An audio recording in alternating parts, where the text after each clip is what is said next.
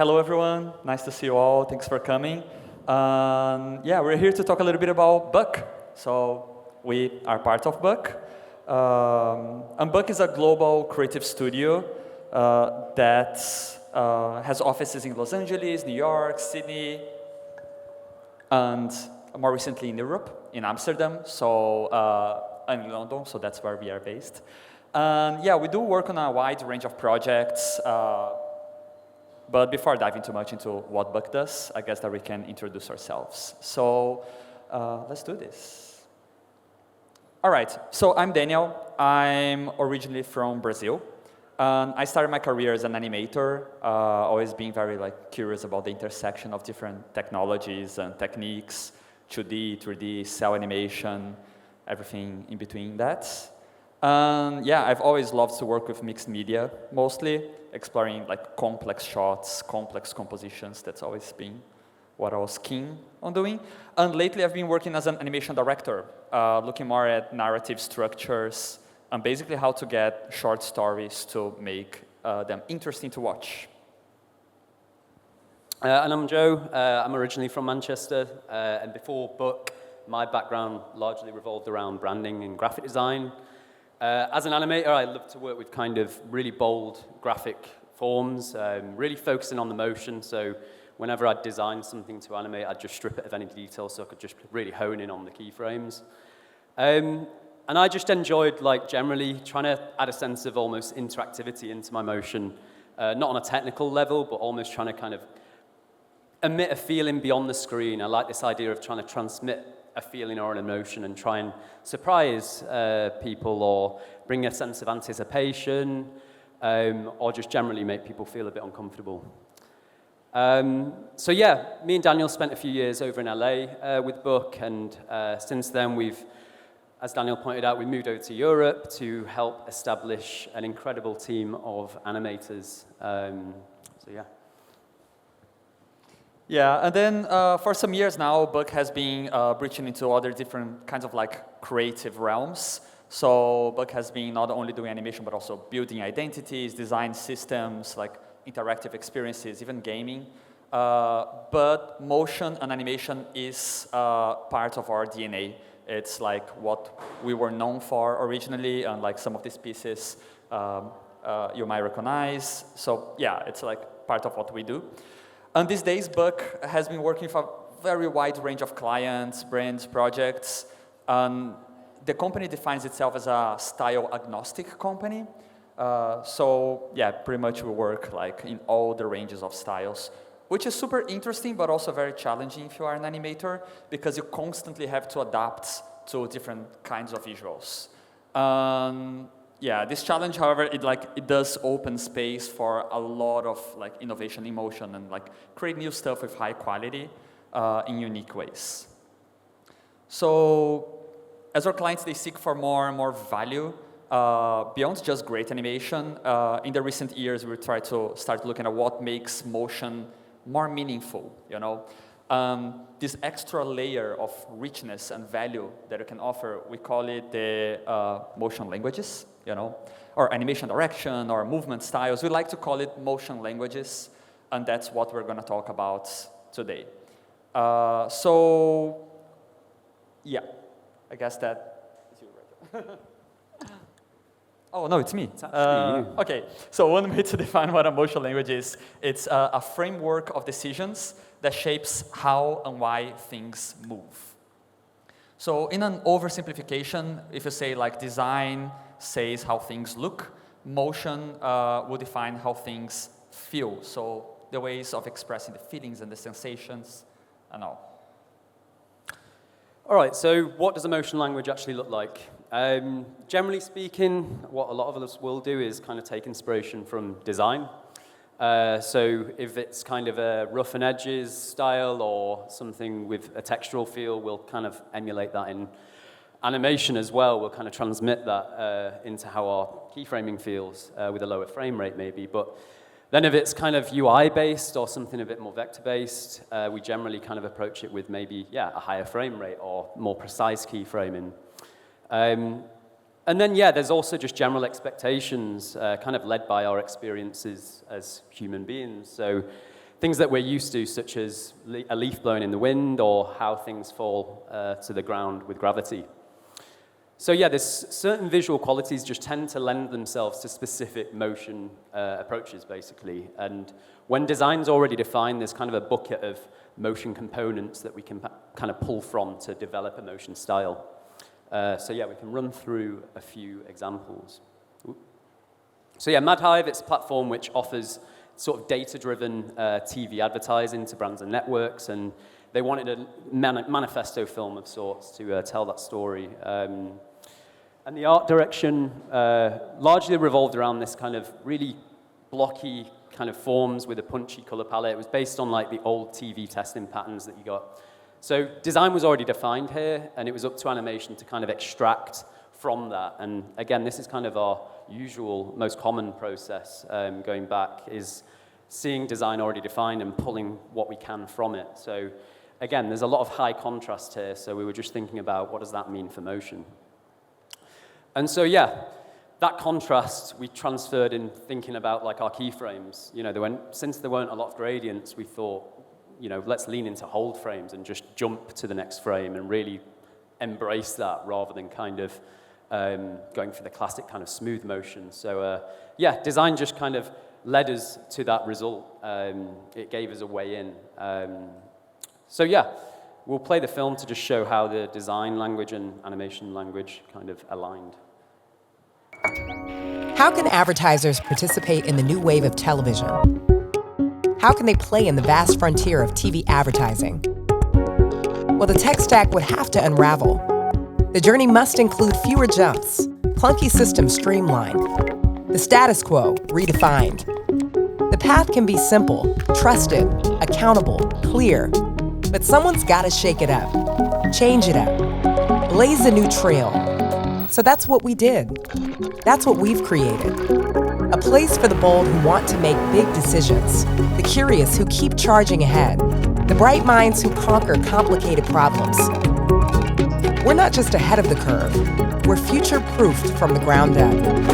We know where we're going, with our clients, with our product, with each other. And we want you to join us there, leading the next evolution of TV advertising, creating something better, wiser, more adaptable. We are MadHive, built for the big stream. Thank you. So yeah, just another quick example.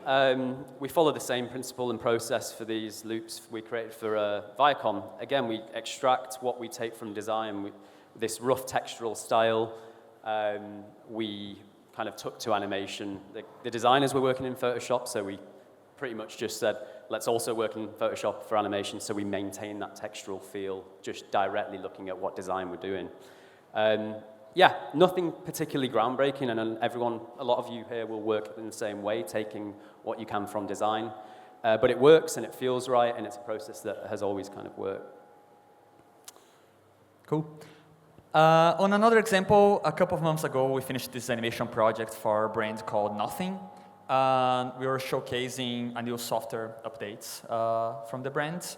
So through the entire project, we're looking at representing the futuristic elements that had to do with their new platform, but always through humanistic lenses. So the interesting aspect of this project was how to represent that both on the design side, but also on the animation side, talking about animation languages, right? So those pillars defined both the art direction and the motion language. In the final set of visual elements, we ended up with a combination of like graphic shapes and ultra-processed footage, always trying to bring these two pillars, the tactile and the digital feelings. And then, in parallel, the motion language was also looking at the same thing, bringing the futuristic feelings through like this snappy, hard cuts, very accelerated elements, very complex, like little sharp graphs, but also the footage was bringing this slow-moving, human, like blurred kind of visual. Bringing those two aspects of how things move, we're able to apply that to a big set of different kinds of visuals, and it was always feeling consistent and feeling part of the same world through that unified motion language. So I guess that we can watch the full spot as well. Ideas built everything. But when they are designed by just a few, something gets lost.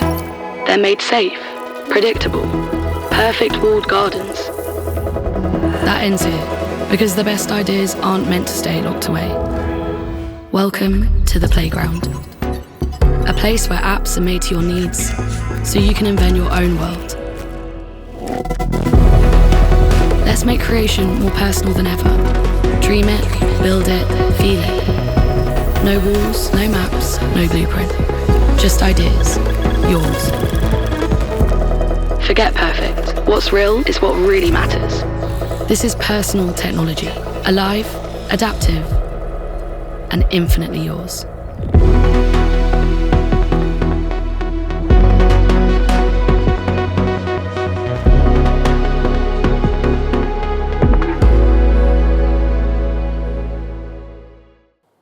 Cool. So as you can see in those examples, the motion languages, they come in limitless shapes and forms. But as a provocation for us, we like to ask ourselves, like, if we just make something move in the most basic way, is like, good enough? And to be honest, it can be. Depending on what you do, you just have to move from A to B. Like functional animation, you don't have to go over the top with anything. We call that functional animation, economic and all. And it is interesting, but when we, like animators, we look at the stuff that we're doing and we try to be critical, usually we look at another step, which will be like the refinements, So we're looking for strong keyframes, smart transitions, a good sense of timing. In general, looking for animation to feel as good as possible. But what we are talking about is another step, which we call ownability. So we talk about developing specific languages, that these languages would connect with the brand, connect with the brief, amplifies their direction, so they feel more unique to those brands. And that ends up being like a very good selling point for what we do. Basically, the brands don't want to be defined only by how they look, but also how they move or how they feel. So defining bespoke motion languages is another practical step in the production that gives us the chance to add meaning to what we're doing and, more depth. This is a different kind of project. It's more of a branding project that we've done for Riot. And we talk a little bit about this sense of ownability.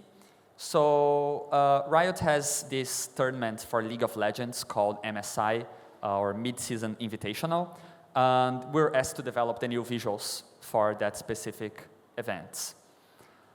Through the project, both the art direction and the motion direction, we're always looking at the key elements of the tournaments, the key concepts that will define it. So the event is known for being like combative and raw and full of rivalries and full of energy. So we're always looking at like that tension and that energy on both sides. So regardless of the elements that we'll develop, they'll always have to connect with that same brief. And the correlation will be achieved through that feeling, So in a sense, if you have simple or complex movements or smooth or steppy movements, they will always be feeling like raw and combative.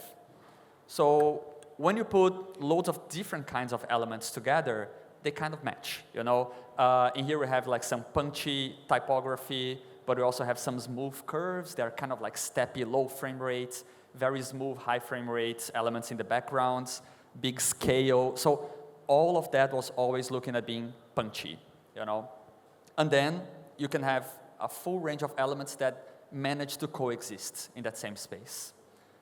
And once you develop like how that's ownable for this specific brand, we are able to transform that into an actual product. In this case, was like a branding guideline where we try to dissect the like most basic steps of how something moves. In this case, like a little graph that is simple, but is complex enough for the brands, and it allows them to scale things up. So that's like motion thinking through the beginning of the project that ends up being something extra that we give to them. All right, a small disclaimer, I'm not here to plug a different animation festival, and I did get this signed off by Johnny. But yeah, I think this is a really good example of how motion can kind of have a big impact on building an identity from the ground and having a huge impact from the start. So yeah, the general concept was about creating creatives being basically on different wavelengths and kind of bringing their different styles and thoughts to the festival. So we really lent on these M's and N's on the logo just to kind of really embrace that wave feeling. So in the first phase, we actually had 2 weeks to develop a logo for some really early marketing materials. So there was pure focus on what that logo would do. And it was important we thought of a logo that could actually be kind of expanded on and to help build the rest of the identity as well. So yeah, for assets that could be built beyond that logo delivery. So yeah, we kicked off with the idea that motion just had to be at the forefront of this, of course, because it's a motion festival. So in the first few days, we just had animators working straight away in parallel with designers. And this is often how Daniel and I love to work, is getting motion in really early, working in parallel with designers so they can inspire one another. And we often work with Google Slides because it just shows things live. You can throw GIFs in and everyone can just see what everyone's working with daily. So yeah, but these early animation tests were just a huge part of what influenced the construction of the logo. So, you know, because we had animators just messing around with a wave and designers were seeing that, they were actually kind of just being inspired by that to actually construct the static logo. It was built essentially on its motion potential, which just really strengthened the general identity and richness of the brand. You know, when Daniel's talking about ownability, this is kind of a good example of that, giving them something that is really rooted to what the brand is. So yeah, for me, the breakthrough of this project wasn't, you know, ending with that logo. It's just where it could go from there to further build that richness. And once the designers kind of almost came in after the animators, they kind of pulled from the PNG sequence and staggered it across our posters and other static assets. So that's where the true potential stood out, because, you know, what we're seeing here is essentially motion frozen, really, in a sequence. So yeah, we got this really powerful kind of poster together for it. And that, you know, obviously expanded across wristbands and kind of event screens and whatnot. But yeah, just to talk about, you know, at a foundational level, just getting animation in early. And then, yeah, it could even grow further than that, because we thought about, you know, because we've got this wave, what does that mean for the future, and getting the community involved in, like, thinking about their own wavelengths. And yeah, just further strengthening the identity by giving it more life, by rooting motion in at the very start. So yeah, the general common thread that I'm talking about here is bringing motion thinking earlier in a project, if we can, giving them a seat at the table to have a bigger impact on the whole identity. Cool. Yeah, I love that one. But, you know, we like those examples, but sometimes you can think like that they are just a few, you know, exceptions. So I guess that is interesting for us to be more realistic and say, like, okay, so how do we make sure that we try to do that on the actual projects that we do? Like how we do it, when we do it, to allow motion languages to have the impact that they should have. So basically, if we look on a real-world scenario, a usual project timeline will start with a brief, and eventually we'll, you know, develop an art direction for that will later inform the design, and just by the very, very end, animation will come sometimes, yes, as an afterthought, which will never allow animation to, like, have a voice. You know, everything will be already pretty much defined from the beginning. So the way that we like to look at it is trying to change a little bit this structure on a production and trying to bring what we call the animation direction from the very beginning. So at the same time, in parallel of art direction, we're thinking about how things will move and how we're going to respond to the brief through the movements. And later on, this animation director will inform not only animation, but also design. And that's like how we see that is one of the key that we do to allow us to have animation have a bigger voice on a production. And then when you think about animation direction itself, usually we see that being expressed through two different kinds of, like production processes. The first one, we all do, animatics. So animatics are great, and they are very good to define like pacing and flow and ideation. However, they're not really talking about languages. So the other one that we do a lot and we like to focus on is early motion tests, which can be a group of explorations that happen in parallel with the art direction itself on the very, very early stages of the projects. So yeah, I guess when we talk about motion tests, sometimes it can be boiled down to what essentially ends up being almost a piece of data and values rather than anything which is remotely related to the design yet. So these things are stripped back from any detail, but just, serve as a piece of data for the team. This is essentially like animation direction boiled down to movement. This is then distributed to the team, and then for them to kind of interpret it the way they do. So this one, for example, is just kind of, we've got that rough motion, we're saying thumbs up to that. And because it's so raw, and you give the team something like this, they can then take that and interpret it their own way, and that's where you end up with kind of these surprises as well, and you're not giving too much away in a direction. But yeah, we love these kind of little raw pieces of data rather than things which are related too much to the design, to let the animators really sing, and we can see what their personality is in the animation. And ultimately, it can just ground consistency as well in the end. You get everyone looking at the same thing, but interpret it in their own way, and then in the end, certain projects, it just really ties them together. A good example of that, I wanted to use this Logitech project as an example, but they wanted to create a 60-second kind of hype reel for their event called Logiplay, which just celebrates all things hardware. And this is where it began. We're looking at a thing which, again, is irrelevant of design, but it's loaded with values and data we can pull from, or the team can pull from. So really early on in the first few days, even sometimes before design even kick off, we've got this little kind of feeling, and that's what it is. It's about feeling here. But here, you could take numerous things from it: shape interaction, opacity, how we work with color. And the general theme here was, of course, gaming. So we wanted that feel of interactivity and responsiveness. So it's almost like you're hitting a button, you get a response, and then there's an action at the end. So that's what we built in really early on for the animators to kind of pull from this little snippet. And then, that expanded to the team, and people started to kind of play, whether it was little UI moments, type. It was all inspired from this kind of little test. Again, it's a raw kind of piece of data that people are pulling. And we can just look at kind of the final piece for this, just to see how that kind of spread out across the whole film.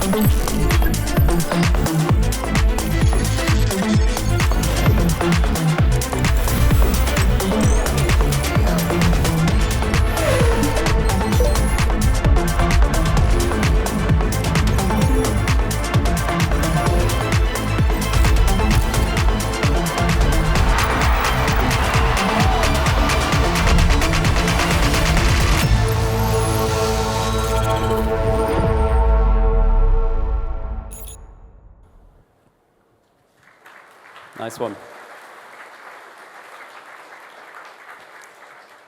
Another example, Zapier wanted like a series of spots just showing how their platform streamlines productivity. God, that's bright. And early on, we spoke to the client and a word came out called, it was Zappy, and we thought, let's just get an animator involved, see what they can make of that. Again, really early on before we'd really established the full art direction. This was kind of our little motion test, or motion diagram, you can call it, motion style frame, that you know, it was inspiration for the animators, but also actually designers kind of pull from this. And what starts as like a little single snippet in the first few days kind of quickly spanned over the next, we're talking 3 days work of just kind of these little tests and feelings, essentially. You end up with like a motion mood board of sorts. But yeah, it's all focused on feeling, which just invites people to kind of push things in interesting ways without being too influenced by predetermined design style frames. And yeah, just to mention again, we're talking like production-wise, a day or two at the very start from the client brief. And that's what's important, is plugging in motion with the client, the early calls, so you can kind of just get the animators' minds tinkering and our minds kind of tinkering early on to try and kind of think of what their brand looks like in motion. And then we can look at how this came together in the final picture. What if there was a way to automate the after-hours grind so no sales leads get left behind? Zapier is the easiest way to connect your apps. From generating leads to nurturing customers, you can automate your workflows to move leads through the sales funnel automatically. So you can watch revenue grow and feel like a wizard. Automation isn't magic, it's Zapier. And yeah, the designers love to work this way as well, and it's really interesting to see their response and feeding off animators' work, kind of flipping the process a bit. So yeah, whether it starts with a sound, a word, a motion diagram of sorts, just a simple motion test can really drive and influence the whole direction of a project. Cool. Really nice. So, okay, getting to an end now. As we move through the process, like we're all trying to figure out how to, like do our stuff in the best way possible. In our case, we look a lot about how to bring the animation voice to projects.